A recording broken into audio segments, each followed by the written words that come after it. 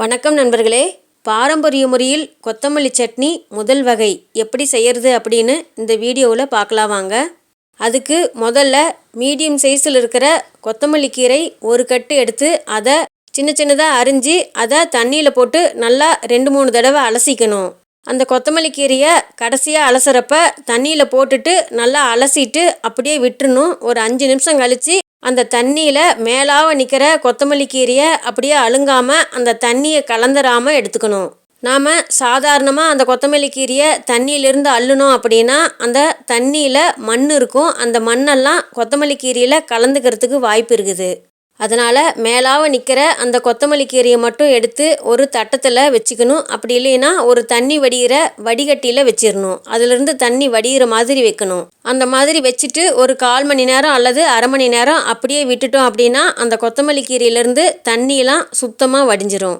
அதுக்கப்புறம் மீடியம் சைஸில் இருக்கிற 25 சின்ன வெங்காயத்தை எடுத்து அதில் நல்லா தோலை உரிச்சிட்டு தண்ணியில் போட்டு நல்லா அலசி கழுவி எடுத்து வச்சுக்கணும். ஒருவேளை சின்ன வெங்காயம் இல்லாதவங்க 25 சின்ன வெங்காயம் எவ்வளோ வருமோ அதே அளவுக்கு பெரிய வெங்காயத்தையும் தோலை உரிச்சிட்டு அதை 4 துண்டுகளாக அரிஞ்சு வச்சுக்கணும். அதுக்கப்புறம் மீடியம் சைஸ் தேங்காய் மூடி ஒரு மூடி தேங்காவை எடுத்து அதை நல்லா துருவி தயாராக வச்சுக்கணும். அதுக்கப்புறம் சிறிய நெல்லிக்காய் அளவுக்கு புளி எடுத்து அதை ஒரு தடவை தண்ணியில் அலசி வச்சுக்கணும். அதுக்கப்புறம் மீடியம் சைஸில் இருக்கிற பச்சை மிளகாய் 2 எடுத்து அதை நல்லா தண்ணியில் கழுவிட்டு வச்சுக்கணும்.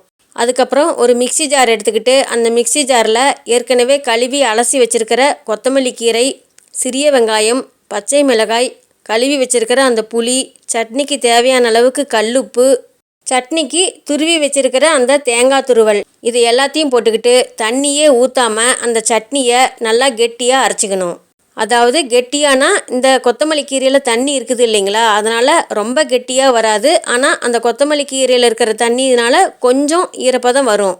அதுக்கப்புறம் இந்த சட்னியை ரொம்ப நைஸாக அரைச்சிடக்கூடாது. நைஸுக்கு கொஞ்சம் முன்னாடி கொஞ்சம் கொரகொரப்பாக இருக்கிற அளவுக்கு மட்டும் அரைச்சி எடுத்துக்கணும். அதுக்கப்புறம் அந்த கொத்தமல்லி சட்னியை ஒரு சின்ன பாத்திரத்தில் போட்டுக்கலாம். போட்டுக்கிட்டு இந்த சட்னியை தாளிக்கக்கூடாது. இதை அப்படியே சாப்பிட்டா தான் நல்லாயிருக்கும். சட்னியை வேறொரு பாத்திரத்துக்கு மாற்றினதுக்கப்புறம் அந்த மிக்சி ஜாரில் கொஞ்சமாக தண்ணி ஊற்றி அலசி அந்த தண்ணியை வேறொரு டம்ளரில் வச்சுக்கலாம்.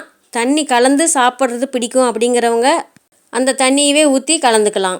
பாரம்பரியமான இந்த கொத்தமல்லி சட்னி இட்லி, தோசை, பணியாரம், சாப்பாடு எல்லா வெரைட்டி சாத வகைகளுக்கும் நல்லாயிருக்கும். நீங்களும் இதே போல் இதே அளவுகளில் இந்த பாரம்பரியமான முதல் வகை கொத்தமல்லி சட்னியை இந்த தீபாவளிக்கு செஞ்சு சாப்பிட்டு பார்த்துட்டு எப்படி இருந்ததுன்னு கமெண்ட்டில் சொல்லுங்கள்.